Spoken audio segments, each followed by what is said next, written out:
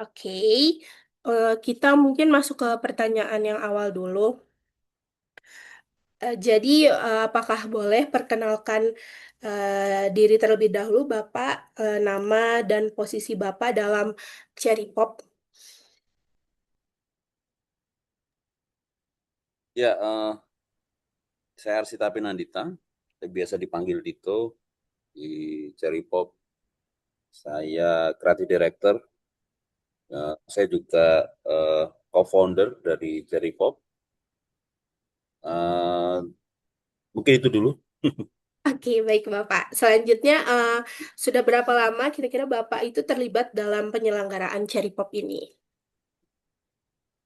Ya, saya termasuk pendiri ya, jadi ya memang dari awal Oh, terbentuk ngumpulin teman-teman yang terlibat. Ya mungkin sekarang udah tahun kelima. Tahun berarti ini ini tahun tahun kelima. kelima Cherry Pop diselenggarakan ya, Pak? Ya. Oh, wow. Oke. Selanjutnya, apa tanggung jawab Bapak sebagai kreatif director dalam Cherry Pop? Sebetulnya kreatif director itu kan menentukan tema ya. Jadi setiap tahun cari pop ganti-ganti tema.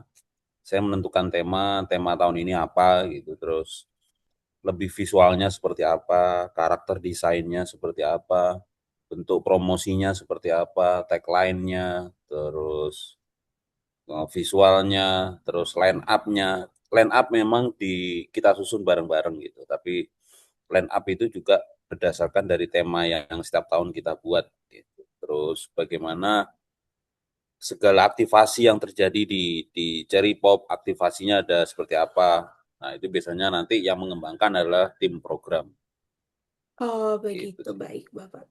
Oke, pertanyaan selanjutnya. Bagaimana gambaran umum konsep Cherry Pop ini tuh ingin dibangun, Pak? Gambaran umumnya sih sebetulnya sederhana ya. Jadi ingin menampilkan segala hal di ekosistem musik gitu. Karena memang Cherry Pop dari awal selalu berbicara tentang ekosistem musik dari awal ya, mulai dari eh, musiknya itu sendiri, merchandise, visual art, record store, rilisan fisik, manajerial, terus penulisan musik, jurnalisme, terus pendokumentasian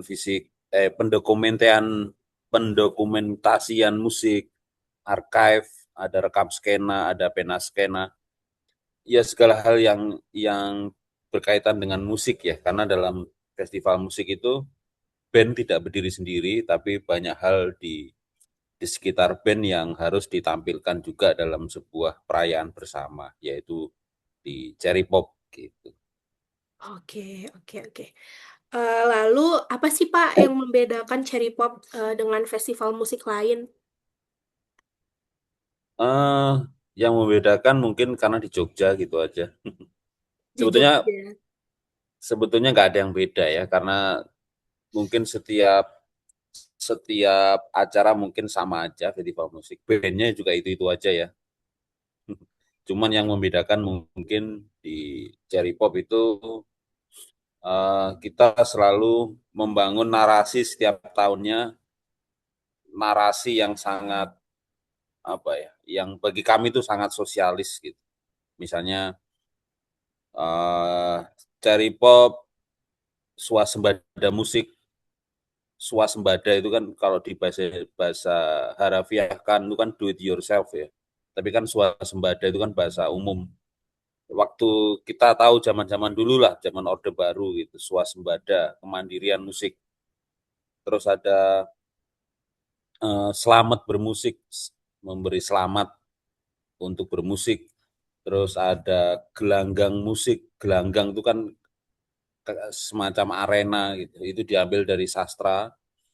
Terus sekarang kita temanya adalah repelita. Repelita itu kan kalau dulu artinya adalah rencana pembangunan 5 tahun gitu. Nah sekarang kita bikin repelita itu rekreasi peristiwa 5 tahun karena kita sekarang 5 tahun dan kita rekreasi kita pindah lokasi. Jadi sebetulnya tema-tema setiap tahunnya di Cherry Pop itu selalu dalam tanda kutip agak sosialis, sosialis yang ngomongin tentang ekosistem musik ya, maksudnya eh, musik secara luas, musik secara narasi, secara konten, secara konteks gitu sih. Tapi kalau secara band mungkin sama aja ya, mungkin Oh, itu sih. ya Pak. Berarti Cherry Pop ini setiap tahunnya punya cerita tema tema yang berbeda dan cerita yang berbeda gitu ya Pak. Ya, setiap tahun harus beda sih. Gitu. Oke, oke. Kita masuk ke pertanyaan inti ya, Pak.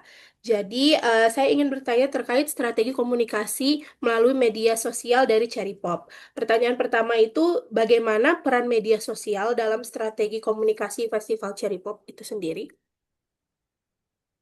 Media sosial sangat penting karena sampai sekarang kita masih fokusnya di media sosial gitu. Terutama kita mengaktifkan berbagai macam channel yang kita punya. Misalnya kita punya ya jelas rumah utama adalah website, itu penting. Website itu untuk bukan membahas ya, menceritakan Jari Pop secara global, archive-nya gimana, penjualan tiket dan macam-macam. Yang kedua adalah Instagram. Instagram itu lebih ke sebetulnya Instagram itu lebih ke kanal jualannya karena di Instagram itu lebih promosi banget gitu di Instagram. Yang ketiga adalah TikTok. TikTok itu sebetulnya bukan untuk jualan tapi untuk menggiring opini. TikToknya Cherry Pop dengan Instagramnya Cherry Pop itu beda konten-kontennya. Kalau di Instagram itu lebih ke ya ini mengegrab orang supaya dia mau datang atau membeli tiket, tapi kalau di TikTok itu lebih ke riding the wave ya. Jadi dia lebih menciptakan hal-hal remeh sebisa mungkin bisa FYP misalnya, tapi hanya memancing, tapi tidak berjualan gitu. Apa ya? Mengganggu gitu karena secara visual secara narasi TikTok itu lebih dalam tanda kutip dia lebih ngaco gitu. Bahasa-bahasanya lebih bahkan visualnya lebih lebih receh gitu. Lalu ada X atau Twitter itu X itu lebih untuk membawa hal-hal yang sifatnya polemik atau lebih kontroversi gitu. Jadi misalnya sebelum kita announce band, kita pancing-pancing dulu dengan kata-kata dulu di X gitu. Dan biasanya yang ada di X itu lebih orang-orang yang lebih diehard. Jadi itu sih. Jadi Instagram itu tempat jualan, TikTok itu tempat riding the wave, terus X itu tempat narasi. Dan tiga hal ini media sosialnya komunikasinya beda-beda. Nah, itu memang kita kerjakan dengan konsep dan konten yang memang kita pecah bareng-bareng. Mungkin itu sih. Ya, oke. Dari platform yang ada banyak tadi, apa yang paling difokuskan, lalu mengapa? Kalau fokus jelas di Instagram ya, karena Instagram itu platform yang untuk jualan jualan bener gitu. Jualan bener itu artinya oh bandnya ini terus cara beli tiketnya gini, suasana areanya gini, temanya gini gitu sih. Kalau lainnya itu lebih ke menggiring opini aja. Ayo kamu, misalnya ayo kamu silakan mampir ke Cherry Pop Instagramnya ini gitu. Mungkin itu sih. Ya, oke. Jadi kayak untuk menarik gitu ya, Pak, untuk menginfluence calon-calon penonton. Ya, karena kalau di TikTok jelas kita menggunakan selain media sosial kita juga menggunakan beberapa KOL ya. Ada sekitar 30 KOL yang memang kita kolaborasi atau ada beberapa yang memang kita hire untuk membangun narasi ini secara organik gitu. Jadi kami justru tidak begitu apa ya, jarang banget, bukan jarang ya, tidak begitu fokus di konten-konten yang iklan yang iklan yang berbayar ya. Meskipun Instagram Ads-nya kita berbayar, tapi itu juga tidak kita maksimalkan gitu. Kita lebih fokus untuk membangun hal-hal itu dengan organik, dengan KOL, dengan FYP, dengan ya macam-macam itu sih. Mungkin itu sih.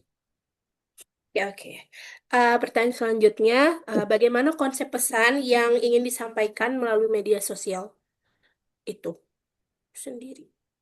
Ya konsep pesannya itu tadi di media sosial. Kalau Instagram lebih ke tema utama, dia lebih fokus sebagai pilar utamanya gitu.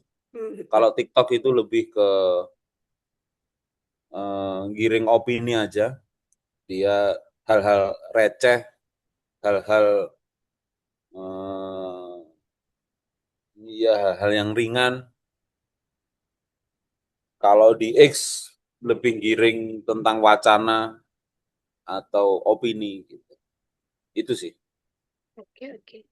Em, Nanti kan bisa eh, bisa dilihat, nanti bisa kamu lihat Instagramnya Cherry Pop tuh kayak gini, habis itu TikToknya kayak gini, X-nya kayak gini, nanti kerasan di tiga hal itu.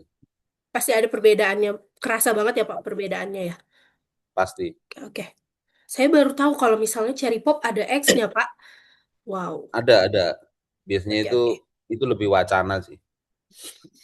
Oke. Pertanyaan selanjutnya, eh, apakah terdapat pertimbangan tertentu untuk menampilkan suasana yang nyaman serta inklusif melalui konten media sosial? Ya jelas, apalagi kita sekarang pindah venue, itu kan kita jelas venue-nya kita tampilkan secara kenyamanannya bagaimana, mudah diakses bagaimana, terus ramah anak atau tidak, jelas ya apa namanya, jelas bebas asap rokok gitu karena di Prambanan kan tidak boleh merokok. Terus ya macam-macam lah itu menjadi konsen kita sih. Oke. Lalu bagaimana Bapak merancang konten tersebut agar tetap relevan untuk audiens dewasa maupun inklusif, kayak keluarga.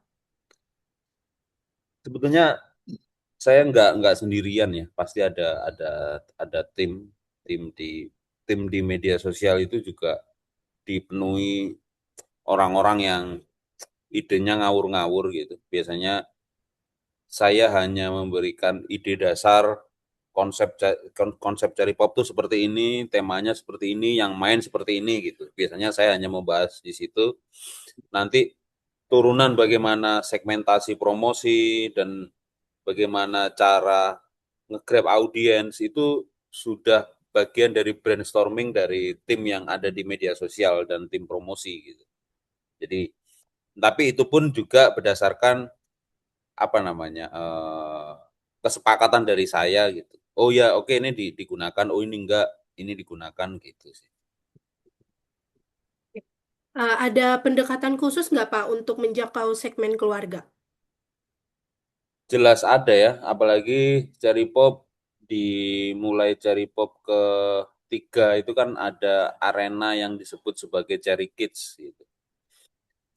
Cherry Kids itu area khusus anak-anak eh, dan di situ ada berbagai macam workshop terus permainan.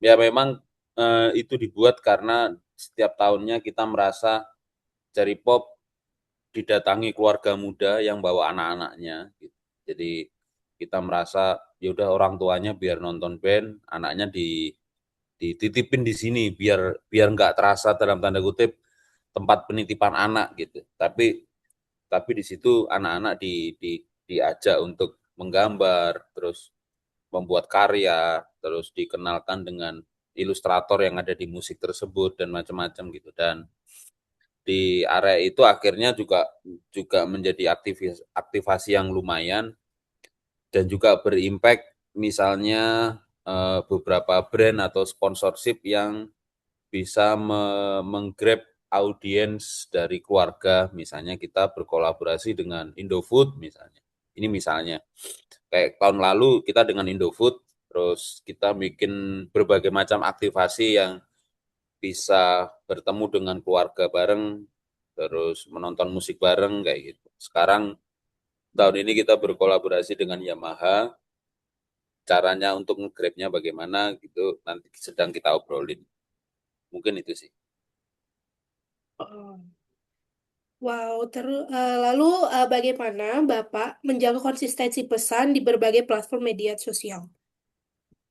Gimana, gimana? Bagaimana Bapak menjaga konsistensi pesan yang ada dalam berbagai platform media sosial Cherry Pop? Sebetulnya konsistensi pesan itu ya kita fokus aja mau ngomongin apa gitu. Itu bukan hal yang sulit sih sebetulnya. Kita fokus aja mau ngomongin apa, temanya seperti apa, terus baru kita pecah kecil-kecil itu jadi kayak gimana gitu. Dan itu sebetulnya bukan hal yang sulit. Yang sulit justru sebetulnya mengelola komen-komen netizen. Yang paling sulit itu sebetulnya mengelola komen-komen netizen. Itu paling sulit ya. Misalnya netizen minta band ini, kok band yang ini dimasukin hari pertama, band yang ini kok dimasukin hari kedua, misalnya. Atau, oh, karena kita sekarang ada di Prambanan ya, misalnya di Prambanan nanti tinggalnya di mana, hotel terdekat di mana, akses masuknya bagaimana, lebih lebih ke situ sih. Terus biasanya setiap tahun permasalahan kita ada di sound, terus permasalahan kita ada di bagian antrian tiket, karena antrian tiketnya panjang banget, karena Cari Pop itu setiap harinya sekitar 15 ribuan orang yang datang gitu. Berarti kalau 2 hari kan sekitar 30 ribu gitu. Itu juga PR bagi kami untuk jumlah penonton yang antri. Jadi lebih lebih ke situ sih, lebih ke mengelola mengelola komen-komen netizen gitu. Tapi kalau masalah konsistensi bahasa komunikasi yang ada di medsos itu lebih lebih lebih mudah sih bagi kami ya. Itu Iya. sih. Oh, oke, oke. Selanjutnya, bagaimana keterkaitan konten sosial media dengan konsep acara secara keseluruhan? Ya, sosial media itu kan kayak semacam cermin ya.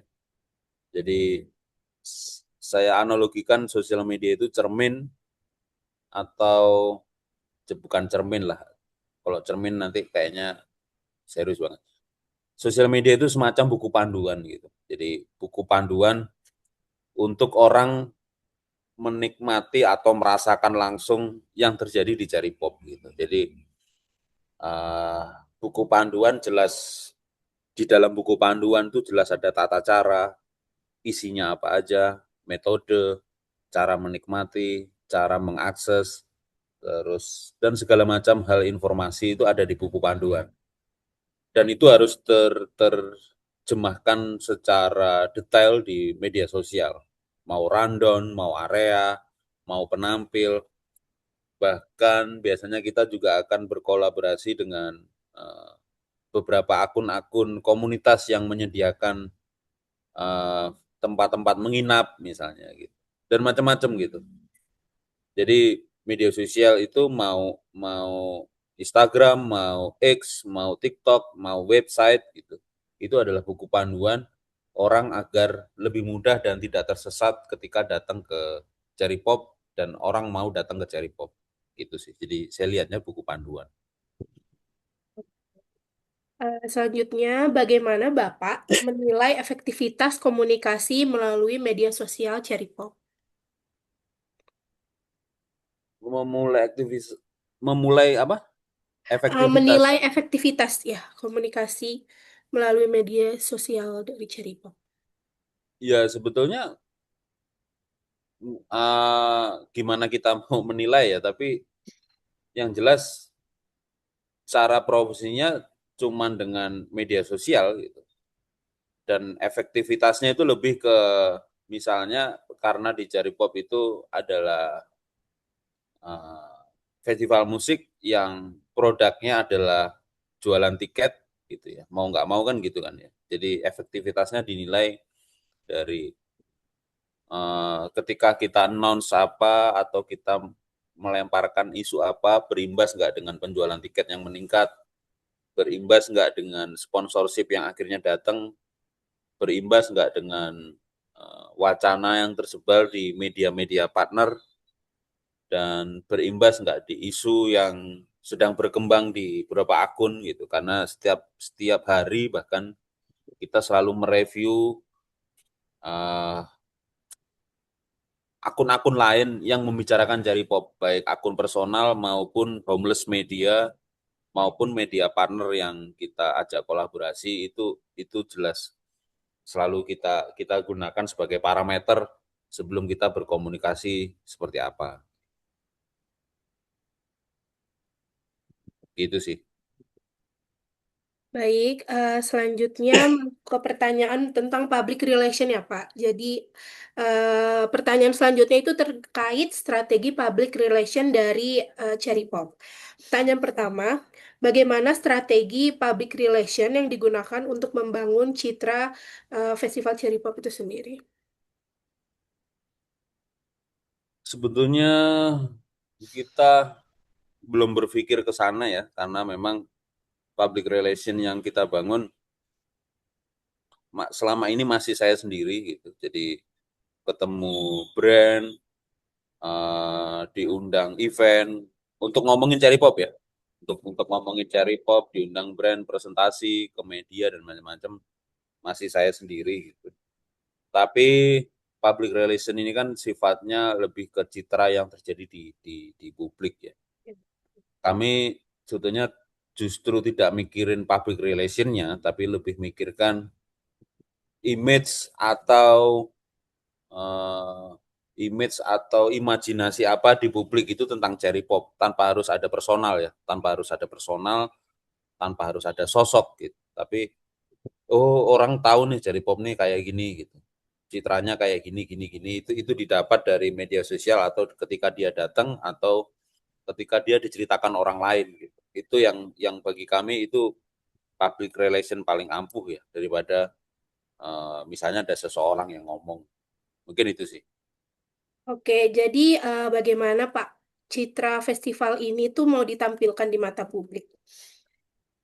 Sebetulnya citra yang ingin ditampilkan seperti yang saya bilang di awal tadi, saya pengen atau teman-teman di Cherry Pop pengen Cherry Pop ini sebagai rumah ekosistem musik gitu.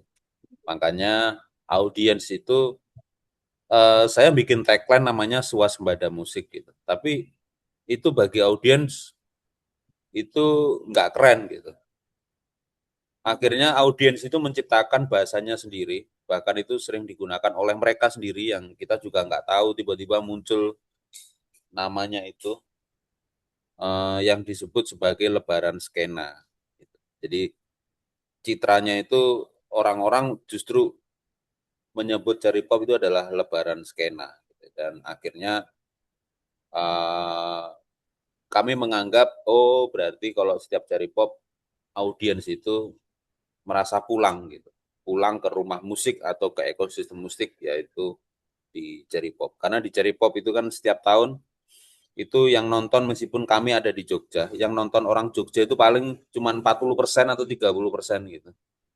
Setelah kita data gitu. Selebihnya itu orang dari luar Jogja, terutama Jakarta, Bandung, dan beberapa perlintasan yang ada di Jogja, misalnya Semarang, Solo, Magelang, Klaten gitu, dan kota-kota di Jawa Timur. Jadi orang di Jogja itu cuma 30% atau 40%, sisanya orang dari luar Jogja. Bayangkan 30.000 penonton itu hampir 50% lebih dari luar Jogja. Gitu. Artinya ketika mereka datang ke Cherry Pop, mereka seperti lebaran skena atau mereka pulang ke skenanya, dan mereka melihat ekosistem musik yang ada di festival tersebut. Film, visual art, record store, pertunjukan musik, manajerial, workshop, dan macam-macam.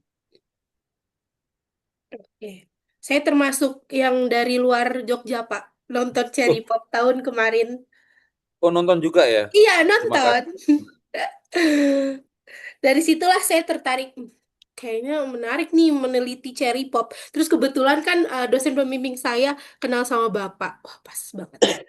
Siapa? Pak Fadli, Pak Fadli Oh, katanya Pak Fadli. Iya, Fadli.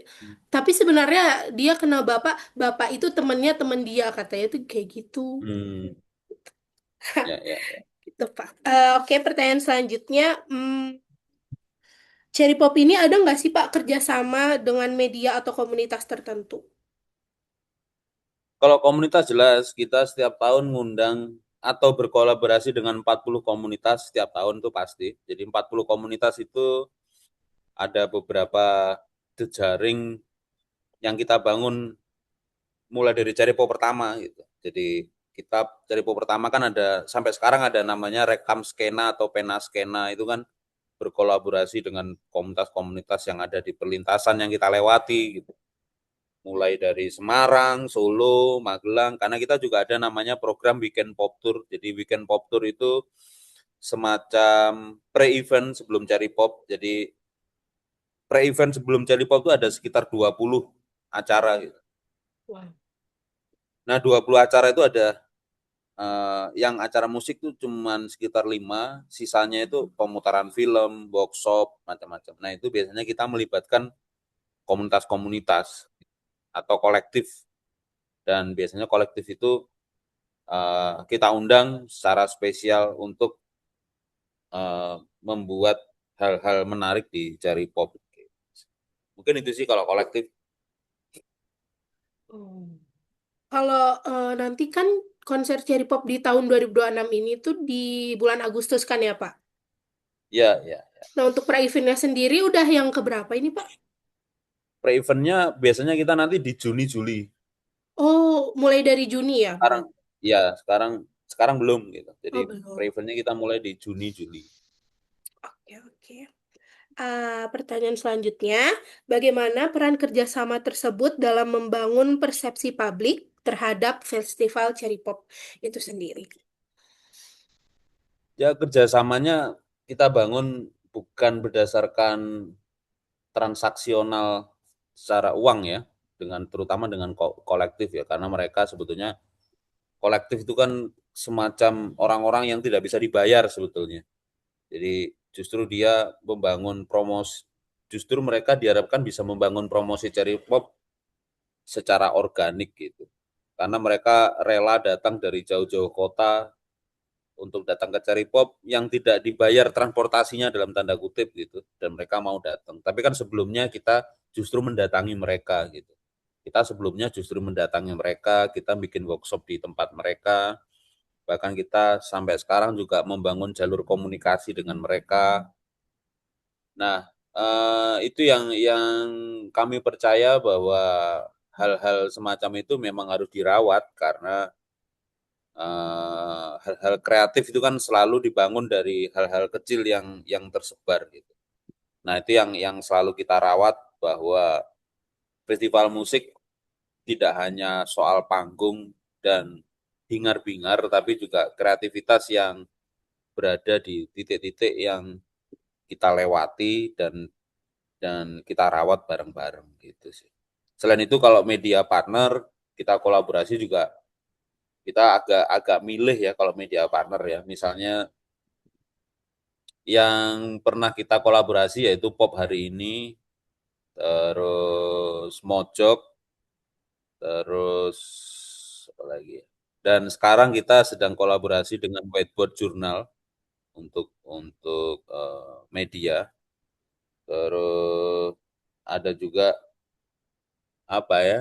Ya dan beberapa media-media lainnya sih. Tapi kalau yang saya sebutkan tadi lebih ke media yang spesial kita kolaborasi gitu. Artinya kalau spesial kita kolaborasi itu ada ada beberapa konten yang kita bikin bareng gitu.